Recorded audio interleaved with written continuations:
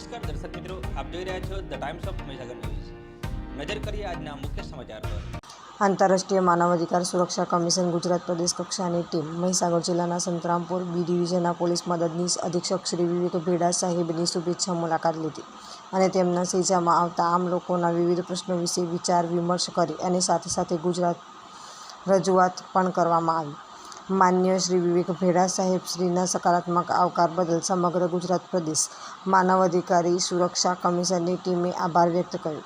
આ પ્રસંગે પ્રદેશ પ્રમુખ શ્રી પીરજાદા ઝાકીર હુસેન અને ગુજરાત પ્રદેશ મહિલા વિંગ પ્રમુખ શ્રીમતી સંગીતાબેન માલીવાડ, ગુજરાત પ્રદેશ મહાસચિવ શ્રી રાજેશભાઈ ચામઠા, સચિવ શ્રી રાજેશભાઈ ભાટિયા, ગુજરાત પ્રદેશ ઉત્તર ઝોનના શ્રી કિશોરભાઈ પાંડોર અને ગુજરાત પ્રદેશ મધ્ય ઝોન ઉપપ્રમુખ શ્રી આઝાદ મંસૂરી અને ગુજરાત પ્રદેશ મીડિયા ઇન્ચાર્જ શ્રી વીરસિંહ માલીવાડ, મહીસાગર જિલ્લા ઉપપ્રમુખ શ્રી અરવિંદભાઈ પટેલ અને મહીસાગર જિલ્લા જોઈન્ટ સેક્રેટરી શ્રી બળવંતભાઈ વાગડિયા ઉપસ્થિત રહ્યા।